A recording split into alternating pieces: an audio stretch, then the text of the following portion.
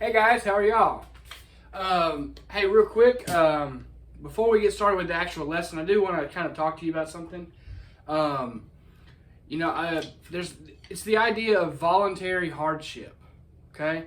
And what I mean by that is, it's good for you to do things that are actually hard.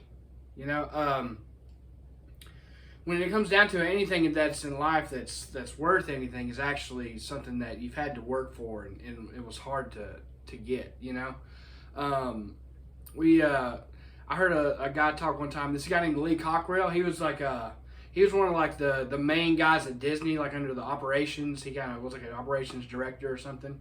And he made the statement one time. He said, "When you do things that's easy in life, your life gets hard.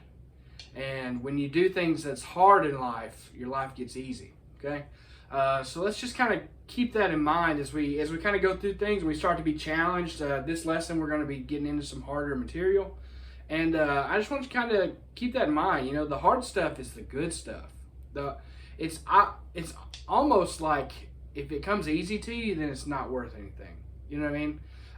So just really enjoy the process of like working hard and having to get a little bit of sweat on your brow and put in some time on getting better at something, because you'll feel a lot better about it, and it'll make you a better person in the process. It kind of refines you, you know. We've all heard the stereotype of like the brat that was like given everything in life, and he's just like entitled to everything, and he's just a terrible person. And then you hear the story of like somebody that came from nothing and worked his way up in some, you know, company or did something, and he's like a successful person, and people like him and stuff. You know, it's because he learned the value of hard work. I guess that's another way you could say this. There's value in hard work. Okay, so let's get excited about it. Here we go. The first thing we want to talk about today, we'll be talking about flams. Okay, and the biggest thing to connect with flams, you know, first of all, for people who don't know what a flam is, it's when you play a primary note and a grace note at the same time. That's it, okay? So take your right stick up, put your left stick down, and hit the drum at the same time.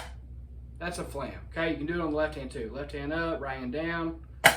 Boom, that's a flam. Got it? Okay.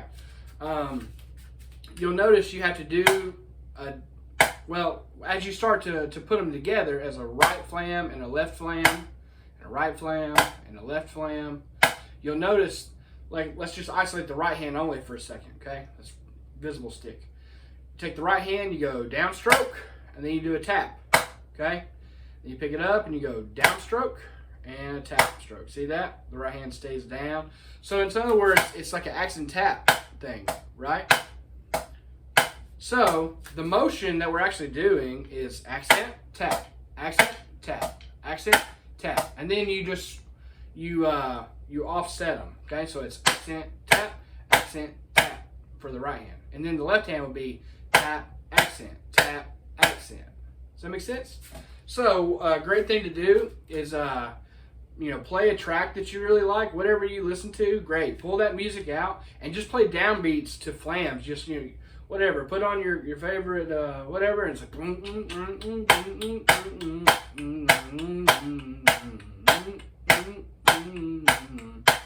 right, and you're listening to your music and you're jamming and you're having a good time, and you're focusing on that half-inch grace note. Okay, if you're wondering how high to play a flam, it's defined by mostly everyone as your set position height. Okay, so like we define our set position as one finger above the head. That's how high the tap needs to be. Very, very tiny. Got it? Super tiny. So as you're listening to your tracks and you're having a good time, make sure the grace note is staying down, right? Left hand grace note, down. Right hand grace note, down. See that? The problem that everybody runs into is they go, whoop, right? Oh, they go, oh, left-handed flam, whoop, and they raise the right hand. It's just because it's one of these tricks. Like, one hand has to do something opposite from the other hand, okay? And it's a good skill to learn. It's a good coordination exercise. Be able to keep those grace notes down, okay? There you go. There's your alternating flams. You can pick some faster music, right?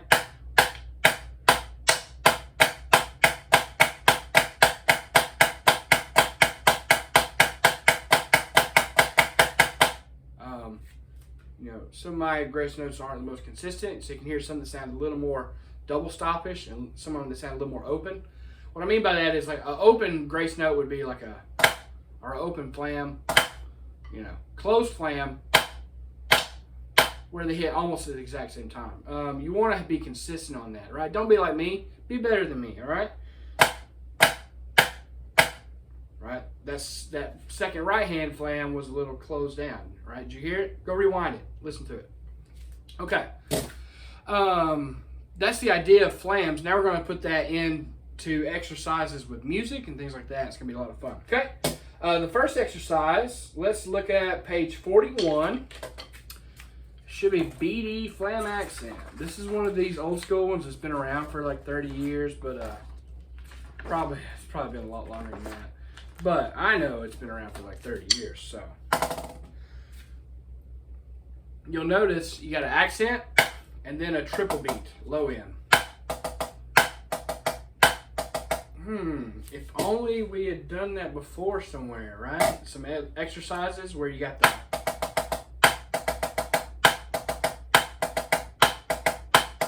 right? Remember that one? Well, some of this stuff is starting to show back up here as a triple beat. It's triple beat.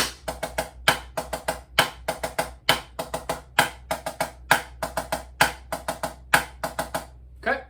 As we do this, you're going to have a great sounding downstroke. You're not going to squeeze. You're just going to hold every finger around the stick, turn your wrist, point the stick down, and it's going to stop. Then you just play a triple beat, right? Make that thing stroke out. We're going to do this at 110 BPM. So here we go. Let's try it.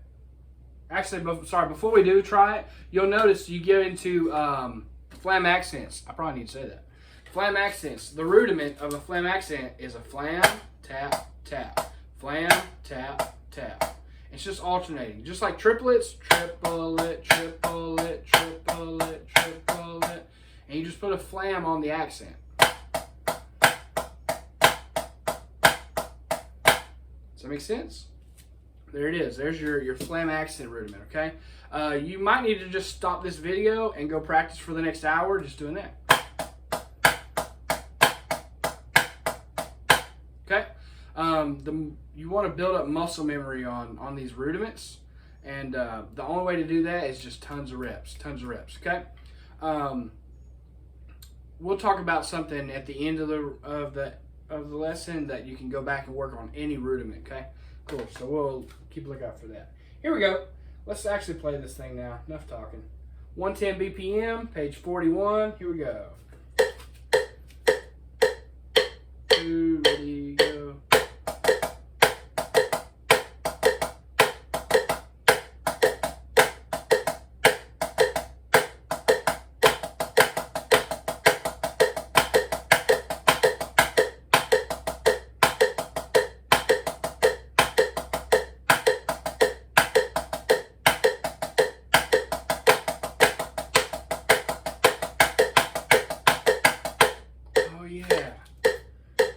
Forgot something, all right? So not only did we just learn the flam accent, but at the very end of the exercise for the snare part that we're all reading right now, you'll notice they have this, it's a flam tap, flam tap, flam tap, flam tap, flam tap, flam tap. Cool. So there's another rudiment you got to go learn, right? So we got flam accents and flam taps, all right? The flam rudiment gets to be the really cool stuff. We can do a lot of fun things with flams, as you'll see. But yeah, so there's the way to practice. There's 2 rudiments you gotta go practice and learn. Okay, so don't hesitate to like stop the video at any point and just start practicing things for an hour and then come back to the video and finish it. Okay.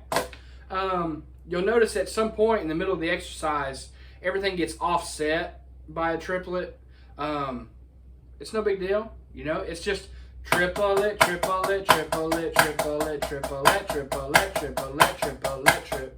Okay, all it is gridding, right? We've already done the triplet grid. That's what we're doing here. It's just a grid. Okay, it's not that big a deal. It's literally the same thing, just shoved over 2 partials, 8th note partials. All right, cool. There's that exercise. Go learn it. If you need to start slower, do that. And then once you when you feel yourself starting to get bored, bump it up a couple of clicks, okay? And then practice it there till you start to get a little bored, then bump it up a couple of clicks, all right?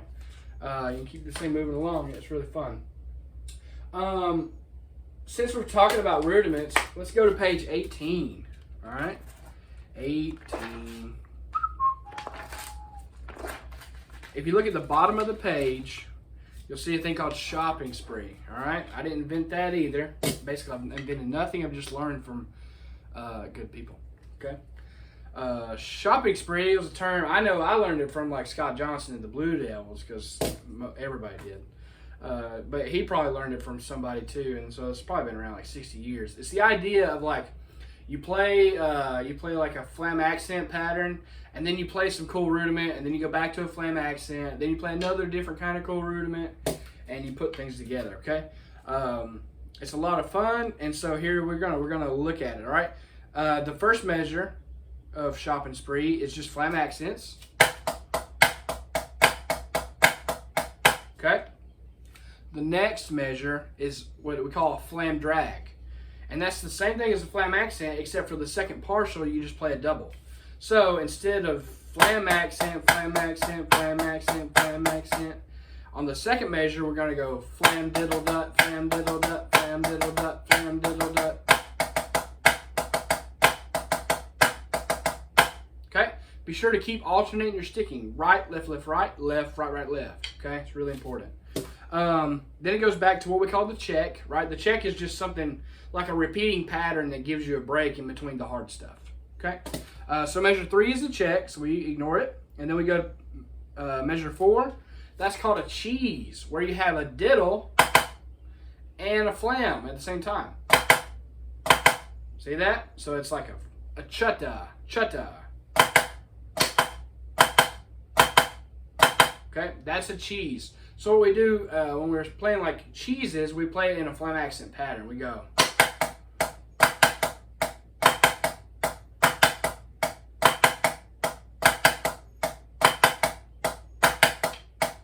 Okay. You'll see cheeses written in different other types of rhythms, but a lot of times you see them written as a Flam Accent cheese. Okay. If you'll notice, when I play a cheese, I play 2 full strokes.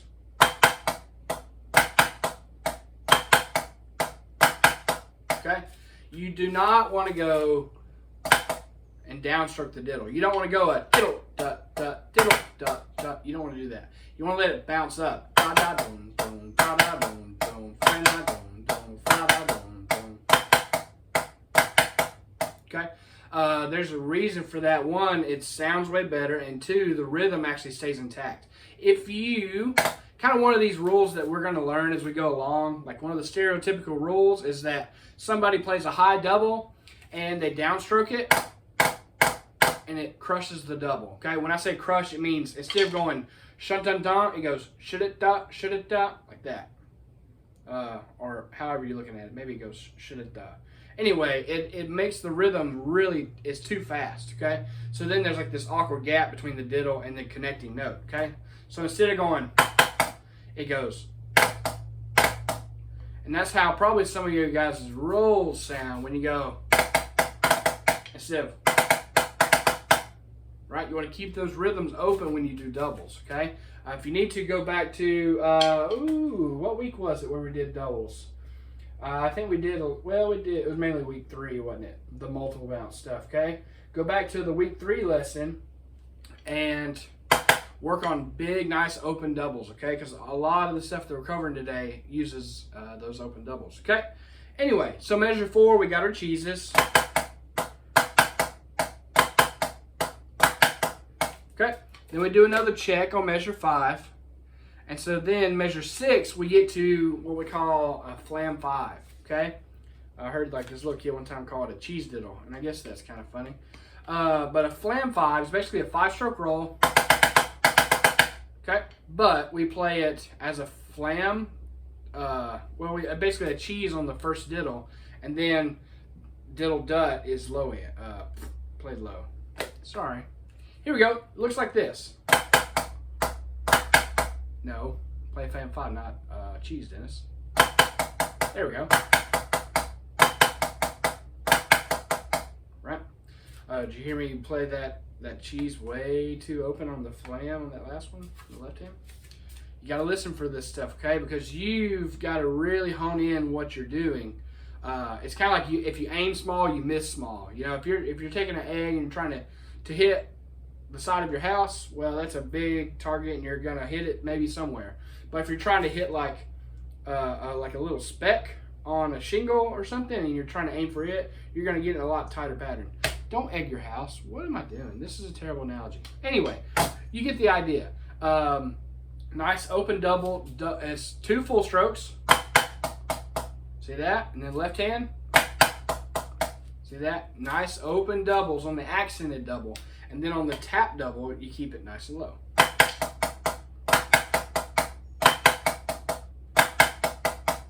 Cool.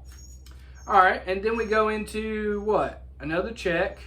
And then we go into those flam taps that we saw earlier, right?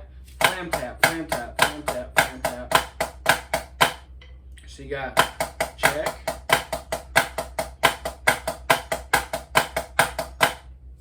And for right now, we're going to play flam taps as a downstroke interpretation, okay? The other interpretation that sometimes you see is like a more of a, instead of a downstroke, like 12-3-3, it's more of a 12-6-3. You'll see that. So if you're playing like really fast and relaxed, sometimes you see that. Okay, but for right now, we're going to be real strict about it. We're going to keep those taps down on the second partial of the flam tap. Okay, so.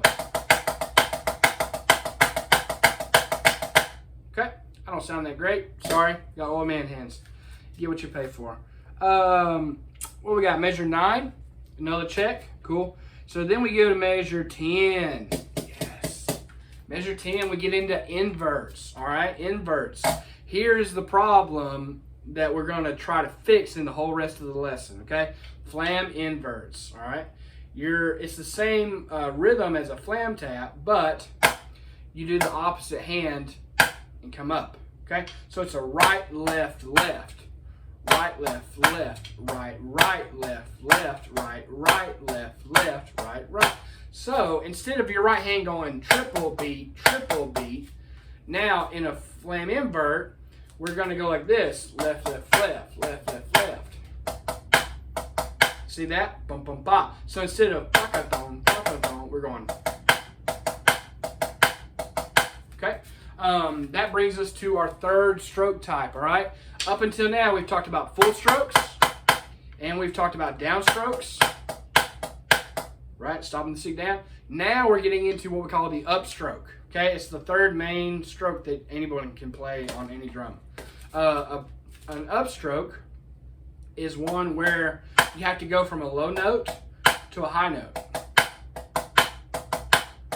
Okay, and the rule number 1 of upstrokes is you actually got to relax and not squeeze and be all tense. Because if you do that, how in the world are you going to go? You can't go. You know.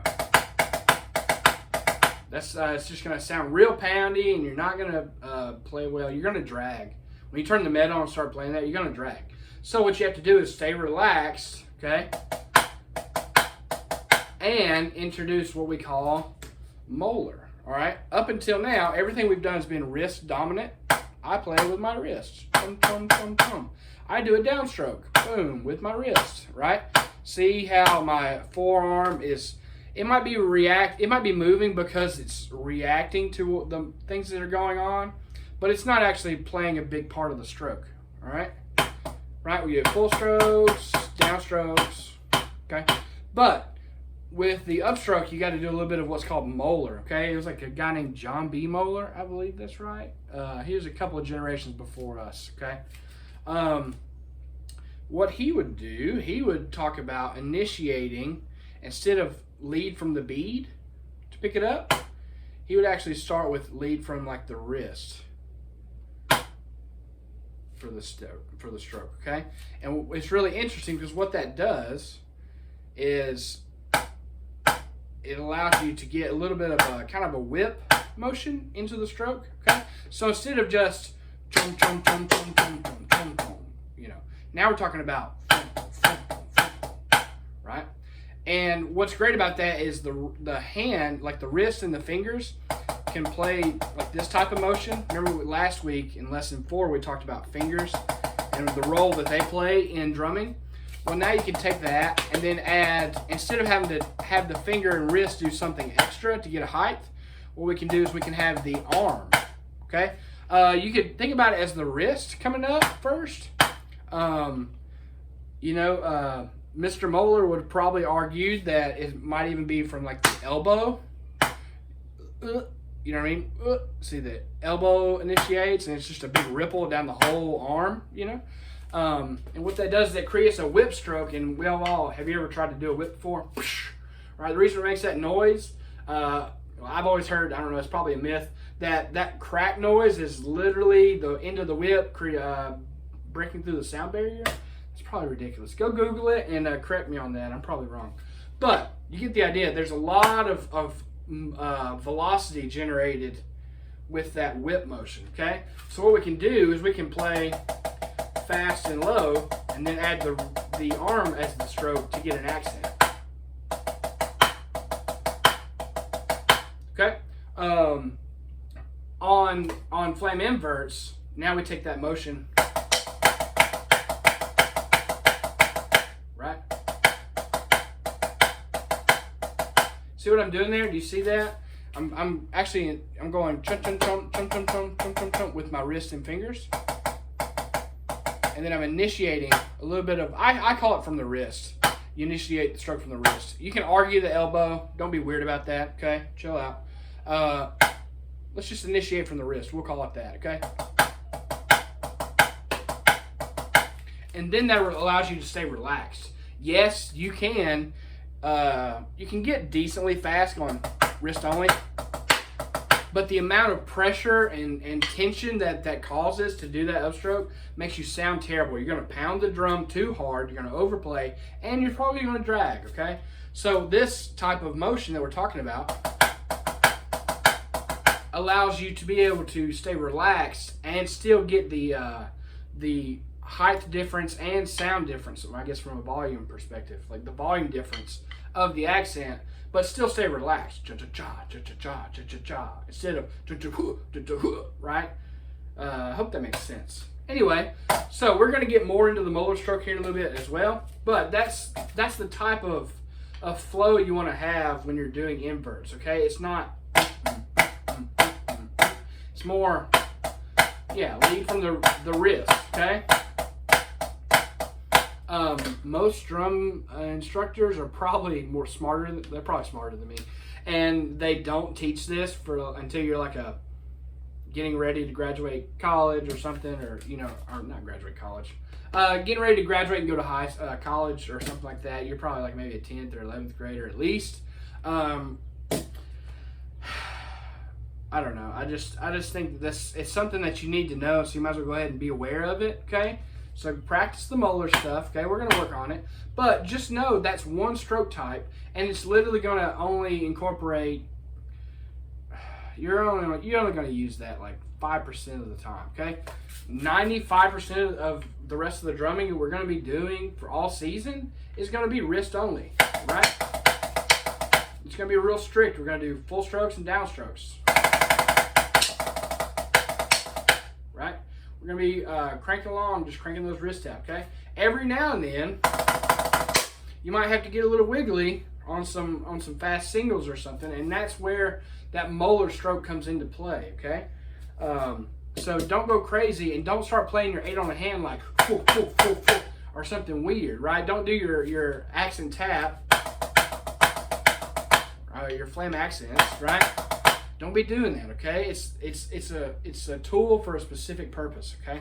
So everything we're playing is still going to be wrist only, except for upstroke motions. Okay? So when you put this thing together, go from the check into the Flam inverts, it's going to look like this. We're going to be wrist only, and then go Moeller. See the purpose of that? I steal my left hand grace notes every time. No, it's the right hand grace note. I'm always way too open. Don't do that. Don't be like me. Anyways, so we learned the inverted motion there, and we learned flam inverts. And then what we got? We got 2 bars left. We got flam accent, and then some fun threes. If you'll notice, I wrote that as an accent and then a stress, a tenuto marking. It's a line above the note. What that means is instead of a 3-inch note, it's more like a 6-inch note and then a 3-inch note. It's just because I didn't want you to be strict like 12, 3, 3, 12, 3, 3, boom. I wanted you to go. See that? It's kind of a little more relaxed. That way you gotta still that right hand release. I'm still way too open. Does that make sense? Well, I wanted you to be a little more relaxed on those flammed threes. Okay, you don't have to work so hard to get down so quick on those because it's a style thing. It's just something to learn and check out. And then the last bar, right? You hit a shot, you hit a tap, and then some singles. Okay. When you get to the single part, the rule of any big singles, all it is 8 on a hand. Okay. What you want to do is relax your hands, let the stick bounce, and turn your wrist. Okay. Don't get your arms involved, or else you look crazy. Right? Just wrist only. Bounce the sticks.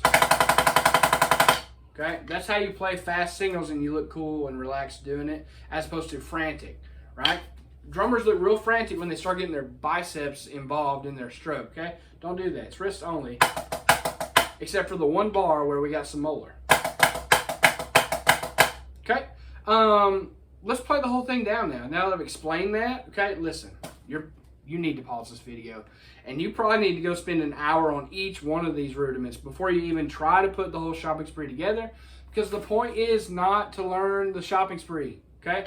The goal of this exercise is not to play the exercise. The goal of the exercise is to actually learn the rudiments within the exercise, okay? So basically take everything as like a 2-bar chunk. Go learn the first 2 bars, okay? Practice that for an hour, and then go learn the next 2 bars, okay? And by the end of the week, maybe you can put the thing together and it'll sound okay, all right? That's a much better approach than just trying to play the thing poorly for like 7 days. Does that make sense? All right, here we go. Let's play the shopping spree down. What tempo are we going to do that? I got 90 BPM. Sounds good to me. I got to move fast, man. The sun's going down. My video's going to get dark. It's going to get weird in here. All right, here we go. Shopping spree. 1 and 2 and ready you go.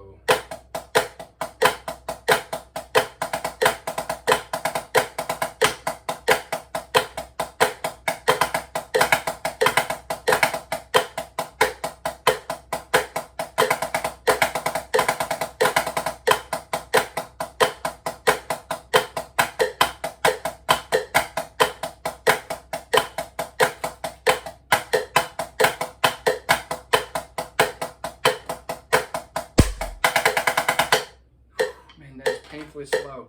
Let's just try it again, okay? Let's do it again. 1, 2, ready, go.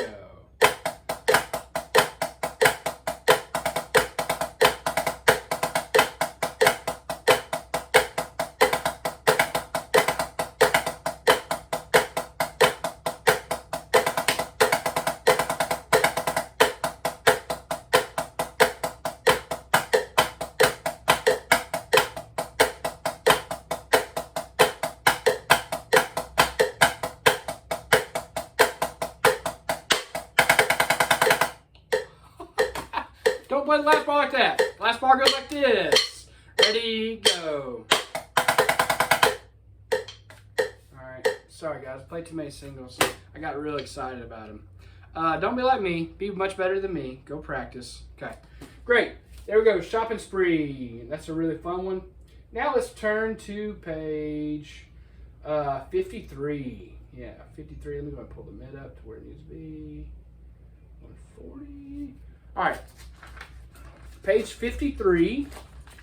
Since we're working on flams, right? No, that's 43. Page 53. All right, page 223, Flam 1, 2, 3. All right, this one's fun because it takes a lot of the Flam accent motions that we're doing, and it just adds a flam to it, or 2 flams to it, right? So it's literally play 1 flam, 1, 1, 1, 1. Play 2 flams, be right, 2, 2, 2, 2. 3 flams, be. Does that make sense? You're just taking that type of idea and you're just adding flams to it. Later it goes into an inverted motion. Remember we were talking about the invert? And it does like 2 flams. And 3 flams. Oh. Ooh, that was nasty. Right? You're just adding these flams to things. If you notice, I'm trying to stay relaxed, guys. You got to bounce the stick. Right? When you hit a 3-note flam in a row, it's like 3 right-handed flams in a row. You just want to, it's 8 on a hand, right? Hope that makes sense. So keep that in mind as you're playing this exercise. You want to stay relaxed and bounce things, okay? Just for time's sake, I'm just going to play it down for you. But, you know, you'll need to go dig through each measure of this and work on it individually, right? Same thing. The point of this exercise is not to play the exercise. The point of this exercise is to learn all the rudiments that are built into the exercise. Cool? Here we go. Let's try it. 1, 2, right on the solo.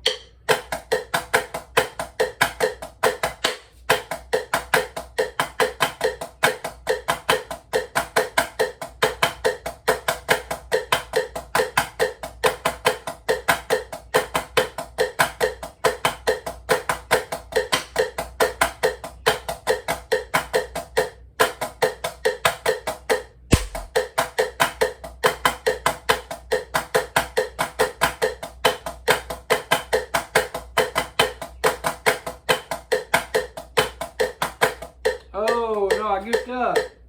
It's hard to see. All right, let's start right there. What is that? The third line from the end. 1, 2. 1, 2, ready, go. 1, 2. 1, 2, ready, go.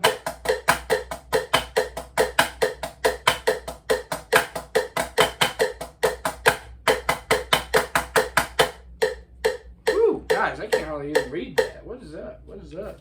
I guess the printer. Are y'all's copy messed up on this? It's kind of hard to read. Anyway, take your time. You got chun chun cha, right? Chun chun cha, chun chun cha, then you got cha cha cha cha cha cha cha cha cha cha cha cha cha cha cha cha cha. Yeah, okay. It's hard to read. Anyway, hey, don't be like me. Go practice. This one is definitely a more challenging one, even just from a visual standpoint. But it's got a lot of really good stuff in it. A lot of the yeah, see that? Those motions, cha cha cha, cha cha cha, cha cha cha. That's where the Moeller's going to come into play. Okay, cha cha cha, cha cha cha, cha cha cha. As opposed to, you don't want to be so strict with it. You want to be a little relaxed with it. Okay, if you're wondering what the difference is, it's that I'm going chun chun and then initiating here, chun chun cha, instead of chun chun cha. See the difference? Arm, chun chun cha, as opposed to chun chun cha, wrist. Okay? Just add a little bit of arm on that, okay? Okay? It's gonna make things, it's a subtle thing, but it's a big thing, okay? It took me a long time to learn it. Don't worry, we'll spend plenty of time when we come back together working on the Moeller stuff, okay? Anyway, enough tomfoolery there. Let's take that Moeller stuff to the next step, okay? What page we got? I don't think that's right. It is 26. Page 26. The first one, it's called Moeller Strokes, all right? Good old Moeller, John B. Moeller, rest in peace. I think he's passed away. I'm pretty sure he is. Here we go. Yeah, so if you look at this you'll see accent, stress, stress, accent, stress, stress, or some people call it accent, tenuto, tenuto. It's the lines, okay? You wanna play it that way. Oh, it's not even written that way. Doggone it. Hey, listen, take your pencil or your pen. All of these taps on the Moeller Strokes exercise, all of the taps, put tenutos by them, or at least in your head, put tenutos by them, okay? And it's more like a 12 and 6 thing, okay? Not a 12 and 3. It's not dun, dun, dun, dun, dun, dun, dun, dun, dun. It's more relaxed. You're going 12, 6, 6. See the difference in that, okay? You want to be a little more relaxed with your taps. You don't want to be down here playing like Mystique. You want to be a little more like a Pulse or something. You want to be a little more up. Okay? Here we go. Moeller Strokes. You do the right hand, you do the left hand, you do both together, then you split those, and then you change the accents up. Okay? Check this out. Oh, it's pretty slow. 1, 2, use the arm. Bum, bum, bum, bum, bum, bum, bum.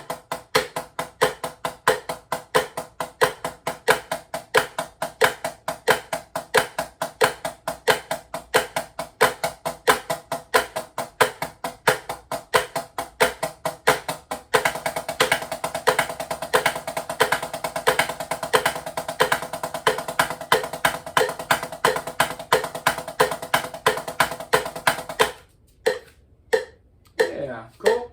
See the point of that, right? It's just it's got a little more of an arm whip to it than just strict wrist. Okay, let's do that again. Let's play this faster.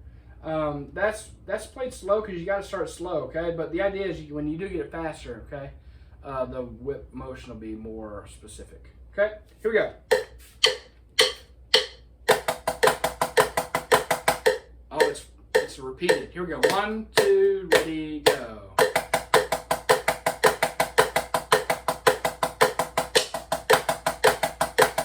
Sticks. Dang it.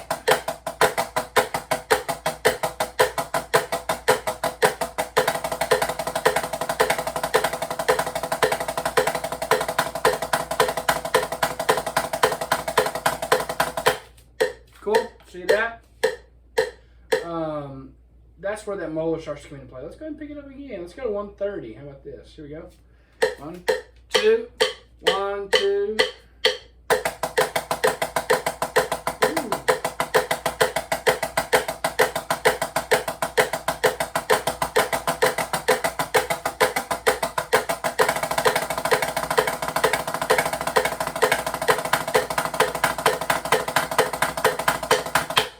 And then you always got to hit a rim shot and smack the last note because that's what you got to do. Don't do that. It is fun though. All right, you get the idea. See, when you start getting up to those speeds, you don't have time to like hold the stick and be real strict with your wrist and it doesn't work. Okay, you could try to do it, but you're gonna what? What do we have already said 3 times so far? You're gonna play too tense. You're gonna pound the drum, and you're gonna be slow. Okay, so you got to stay relaxed and bounce the stick. Okay, that's where that Moeller is taking us. Okay, I guess sometimes it's good to like know like, oh, why do I need to know Moeller? You know, well, it's because when we start playing real fast, you're gonna really need it. Okay, let's go to page 70 and 71. Closing time. So we're getting close to the end of the video. See what's happening. All right. Chino has singles, page 70 and 71. We're going to do this. I've got it at 160. It's not that fast. Check this out. Oh, I did write it here. Accent, stress, stress, stress. Accent, tenuto, tenuto, tenuto. Accent, line, line, line. Whatever you say. I usually call them stresses, okay? I think the proper term is tenuto. But me as just a snare drummer, I say, hey, play the stresses at 6, okay? So 6 inches, 3 inches, 6 inches, 3 inches. Okay. Here we go. We're going to play 12, 6, 6, 6. Okay. And this exercise kind of works the same thing as the Moeller Strokes exercise, except it's more in a duple thing, which is pretty fun. Okay. Here we go. We're going to start at 160, but start slow if you need to. Play faster because we must. Here we go. 160.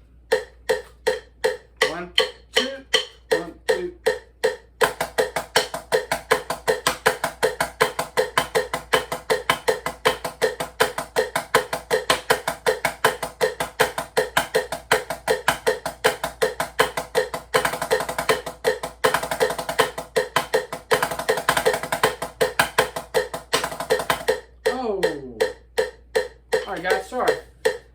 start practicing these things before I hit record.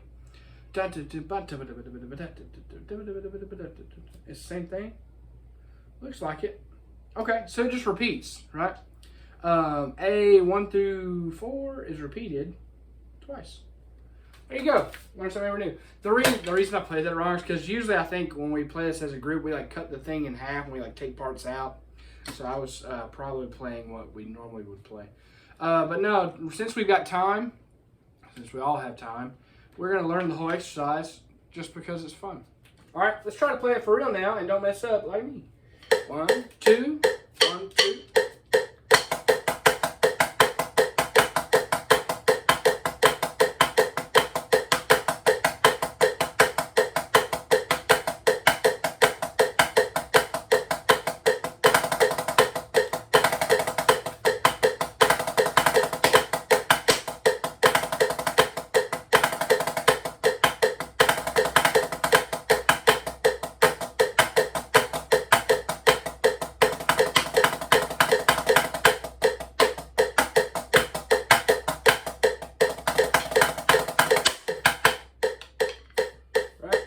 That's a pretty fun one. Let's go a little faster just for fun. Let's go 175. 1, 2.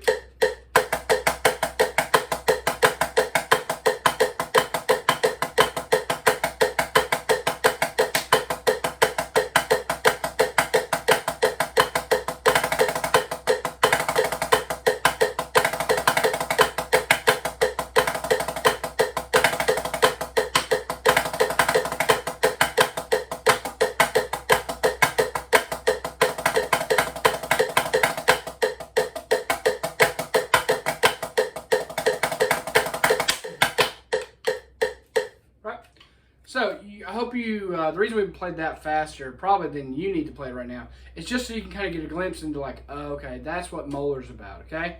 There's a time to play your wrist, right? And then there's a time for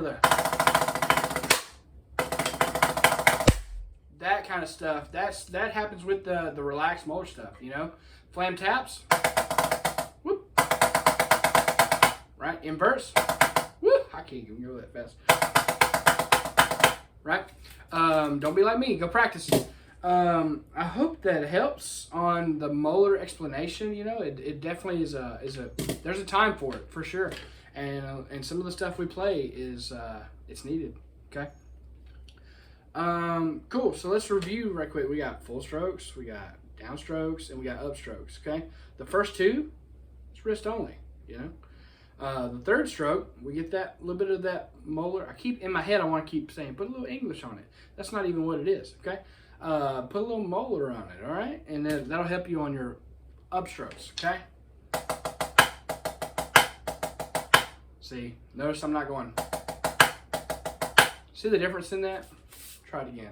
Same thing. We got the strict wrist only. All right. Then we add the Moeller in it. See the difference? It's just, it makes everything so much more relaxed. You probably heard it in the sound if you go rewind it. One of them just sounds more pinched off and more, and one of them sounds more wah, right? You want to have a big, nice, open sound, okay? We want to play this way, not choked off, okay? You don't ever want to just death grip the sticks, okay? Relax your hands, let the sticks bounce. Play good double stops. There we go. Yeah, cool. Hey, don't forget the voluntary hardship talk we just had at the beginning of this thing, man. It's important, all right? It's important for you to know that you're going to have to do hard things the rest of your life, and if you do, you're going to have a good life, all right? The goal is not to have an easy life. That's not a good life for anyone, okay? Find something and get really good at it and work at it, and everything else in your life will get easier, you know? It's a good lesson. I wish a lot of grown adults knew that right now. You know, there's people that just like, they just kind of want to hang out and relax, man, just have a good time. It's like, yeah, you know what's having a good time? When you've actually accomplished something and worked really hard. And then when you actually finally get to relax, it's so much more enjoyable, you know? Cool. That's all I got today, guys. Hope y'all have a good one. Stay safe out there, and I'll see you next Monday. Bye.